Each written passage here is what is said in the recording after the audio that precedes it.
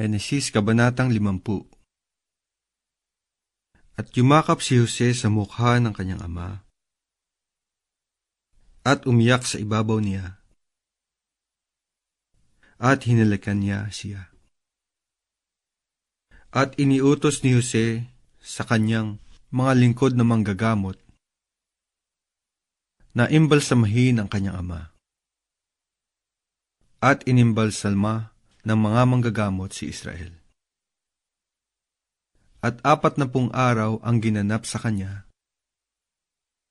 sapagkat gayon ginaganap ang mga araw ng pag-imbalsama. At tinangisan siya ng mga Ehipsyo ng 70 araw.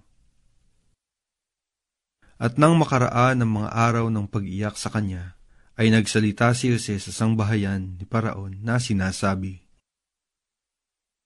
"Kung ngayon nakasumpong ako ng biyaya sa inyong mga mata, ay salitain ninyo.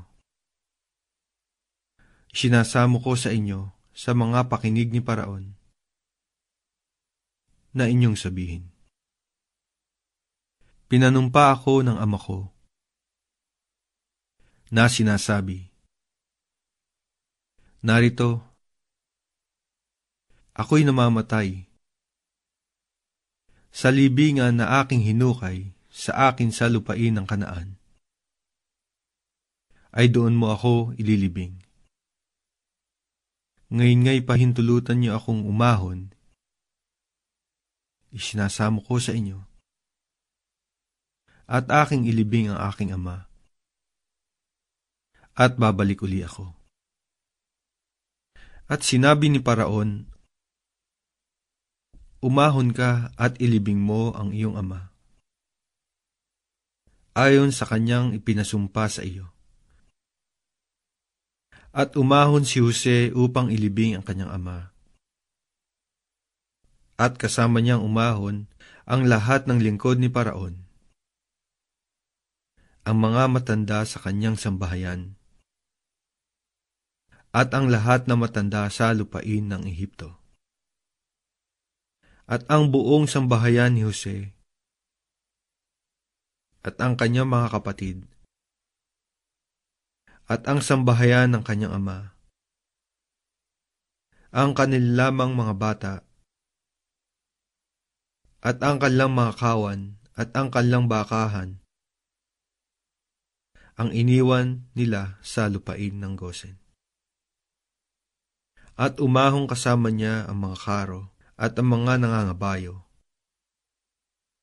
at siya ay naging totoong malaking pulutong. At sila'y dumating sa giikan ni Atad,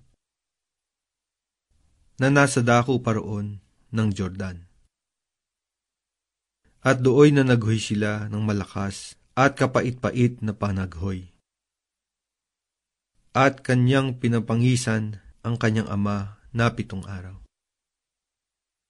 At nang makita ng mga nananahan sa lupang yaon, ng mga Kananeo, ang panaghoy sa giikan ni Atad, ay kanilang sinabi, "Ito'y isang kahambal-hambal na panaghoy ng mga Ehipsyo, kaya't ang pangalang itinawag kay Abel Masraim, nasa dako paroon ng Jordan." At ginawa sa kanya ng kanyang mga anak ang ayon sa iniutos sa kanila, sapagkat dinala siya ng kanyang mga anak sa lupain ng Kanaan, at inilibing siya sa yingib ng Makpela, na binili ni Abraham 10 ng parang na pinakaaring libingan, kay Efron na Heteo, sa tapat ng Mamre. At bumalik si Jose sa Ehipto,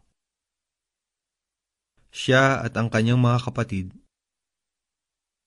at ang lahat na umahong kasama niya sa paglilibing sa kanyang ama,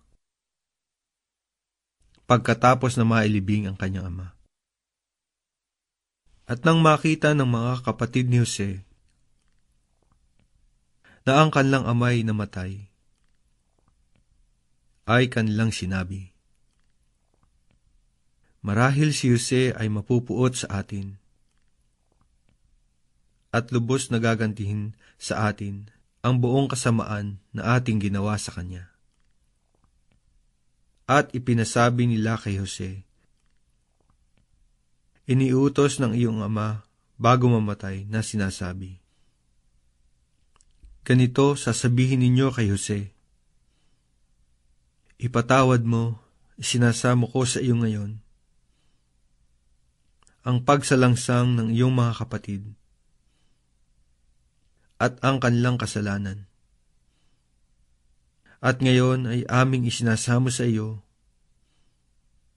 na ipatawad mo ang mga pagsalangsang ng mga lingkod ng Diyos ng iyong ama. At si Jose ay umiyak ng kanilang salitain sa kanya. At naparoon ang kanyang mga kapatid naman at nagpatira pa sa harap niya. At kanilang sinabi, narito, kaming iyong mga lingkod. At sinabi ni Jose sa kanila, huwag kayong matakot, sapagkat nasa kalagayan ba ako ng Diyos? At tungkol sa inyo ay inyong ipinalagay na kasamaan laban sa akin. Ngunit ipinalagay ng Diyos na kabutihan upang mangyari ang gaya sa araw na ito, na iligtas ang buhay ng maraming tao. Kaya nga huwag kayong matakot. Aking pakakanin kayo at ang inyong mga bata. At kanyang inaliw sila at kanyang pinagsalitaan sila na may kagandahang loob. At si Jose ay tumahan sa Ehipto. Siya at ang sambahayan ng kanyang ama. At si Jose ay nabuhay ng 110 taon. At nakita ni Jose ang mga anak ni Efraim hanggang sa 3 sali ng lahi. Ang mga anak man ni Makir na anak ni Manases ay ipinanganak sa mga tuhod ni Jose. At sinabi ni Jose sa kanyang mga kapatid, ako'y namamatay, ngunit tunay na dadalawin kayo ng Diyos at dadalhin kayo mula sa lupaing ito hanggang sa lupain na kanyang isinumpa kay Abraham, kay Isaac at kay Jacob. At ipinasumpa ni Jose sa mga anak ni Israel na sinasabi, tunay na dadalawin kayo ng Diyos at inyong iaahon ang aking mga buto mula rito. Sagay namatay si Jose na may 110 taon. At kanilang inimbalsama siya.